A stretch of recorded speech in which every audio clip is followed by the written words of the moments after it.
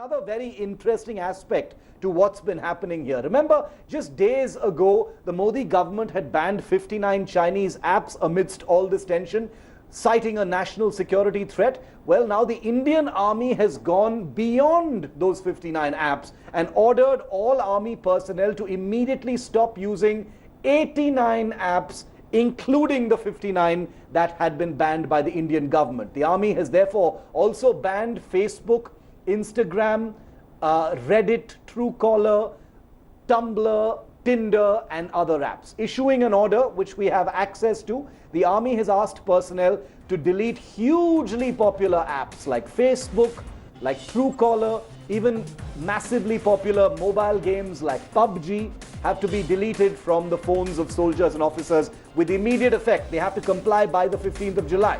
The instruction is apparently to plug the leakage of sensitive national security information from the phones of armed forces personnel. There have been many compromising situations in the last few years.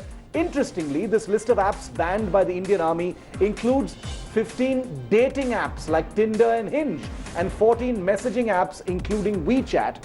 This is apparently due to the threat of enemy agents trying to link up with Indian Army personnel, including possibly honey traps. Interestingly, personnel are being allowed to use WhatsApp, Telegram, Signal, YouTube and Twitter for now, as long as they don't reveal their Army background on any of these platforms. The Army has set July the 15th as the deadline for security forces personnel to remove these 89 apps from their phones.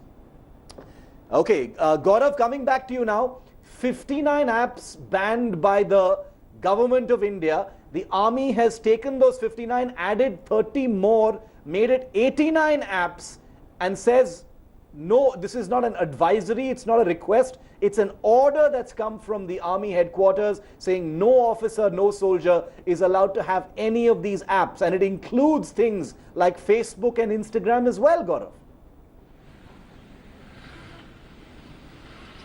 Shiv, given the manner in which the Chinese are going ahead with one, hacking, two, gleaning information, even through open sources, so on Facebook, Twitter or other sites or on Tinder. Now remember, several young Jawans and officers are also on these online dating apps. They've often put out pictures either in uniform or next to sensitive locations, whether it's next to a big mountain or a hill. It's very easy in today's day and age to geolocate where this soldier is, get to know his battalion and know movement. And it's not just the ORBAT or the order of battle, but also other precise details, including movement, that the adversary is able to glean out. In fact, in sensitive locations, soldiers have been told no smartphones. In Military Operations Directorate, they don't even carry a mobile phone inside, because often such is the technology, Shiv, that even if your mobile phone is in silent mode or non-operational mode, just because it's on,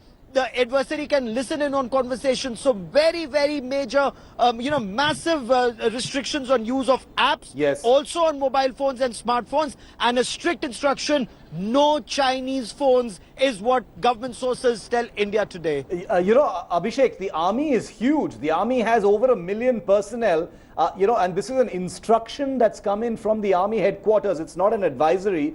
How is this going to be enforced? It's going to be a difficult thing to contend with. There are of course national security threats like Gaurav has pointed out, but it's going to be difficult to enforce such a thing. And you've got a large number of young persons in the Army as well, many of them on social media. How does the Army plan to enforce this?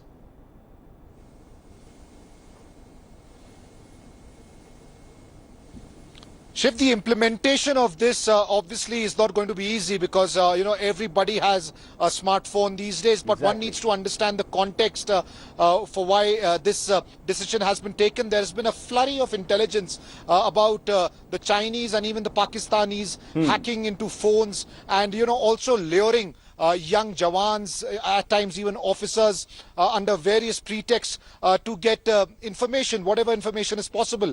There have been cases in the past, action has been taken. In some cases, criminal action has been taken. People have been arrested for letting out important information that is of extremely sensitive in nature. So this has happened in wake of all of that. And currently, the situation is such that, you know, these kind of attempts are increasing either from the Chinese or from Pakistan. It's interesting that Yes. the Indian Army has set a deadline of 15th July and has set out a warning stating clearly that if by 15th of July these apps are not removed, then strict action will be taken. They've also said that there will be checks at various levels to ensure that this can be implemented as early as possible. Very, very interesting, but also huge challenges ahead. The threat is very much there, but will a blanket ban on these apps really solve the problem? Could it lead to more problems? Those are all open-ended questions at this point of time, but the army taking decisive action there. Gaurav and Abhishek, thank you very much for that. The risk of honey traps, people luring young officers and jawans is reflected in apps like Tinder and Hinge and dating apps also being part of this ban list. There are companies like Truecaller, that have put out public statements wondering why they've been clubbed together with all these other apps. And there is a view that apps like Reddit shouldn't have been banned, and why have all these games also been banned? So many questions, and you will hear more about that debate going forward here on India Today. But the issue, of course, is about national security. Hello everyone, this is Rahul Kamal here. Hope you enjoyed this video. For the latest news and analysis, like and subscribe the India Today YouTube channel, and don't forget to press the bell icon to stay updated.